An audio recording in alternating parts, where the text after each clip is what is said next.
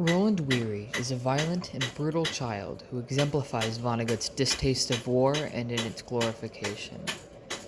Weary revels in the cruelties of torture and combat. His mind is constantly filled to the brim with new, inventive, and cruel methods of torture.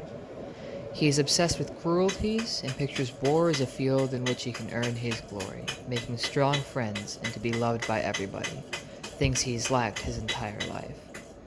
Weary is unlikable. He is constantly ditched by people as his insufferable nature and obsession with seeming cool and with torture is unsettling and annoying.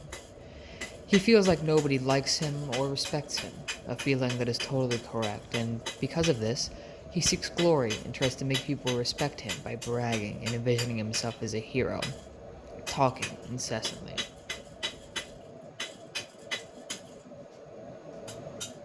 He saves Billy's life, not out of any sense of camaraderie, but because he thinks he will be rewarded and loved for doing so. Rather than focus on the task at hand, he becomes lost in his own fantasies of grandeur and friendship, picturing himself and the two other scouts as the Three Musketeers. In Weary's eyes, he and the scouts are war heroes, a tight-knit band of friends who go along the warfront winning battles and saving lives, being honored and revered every step of the way. To him, his imaginary bonds with the two scouts are deep and unknowably strong. The three of them want for nothing but each other's company. Needless to say, the scouts have no idea of these fantasies of Weary's, doing their job as true soldiers while Weary fools around and pretends to be a man.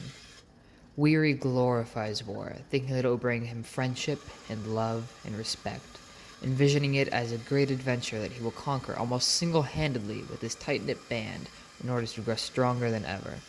But this just isn't right. War is a brutal, harsh, and uncaring, resulting in Weary's death at the very end. The reality of war killed Weary. He didn't die in glorious combat for his country with his friends at his side. He didn't go down in history as a great soldier who fought valiantly for his country. Weary died from gangrene, resulting from being forced to wear wooden clogs. He died without any friends, without any glory, and without any dignity, insisting the whole way through that it was Billy, not war, that killed him.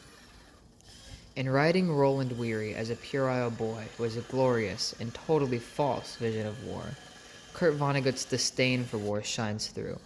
Vonnegut's use of a completely unlikable, completely unrelatable character makes it clear to the reader that glorifying war is a fool's game. Only an idiot, lost in their own head with tales of glory and respect, could possibly see war as something great, as a place where legends are made and lifelong companions are acquired. The death of Weary in a camp, pitiful, cold, without companionship, completes the idea that there is no splendor in war, only a painful, dark reality.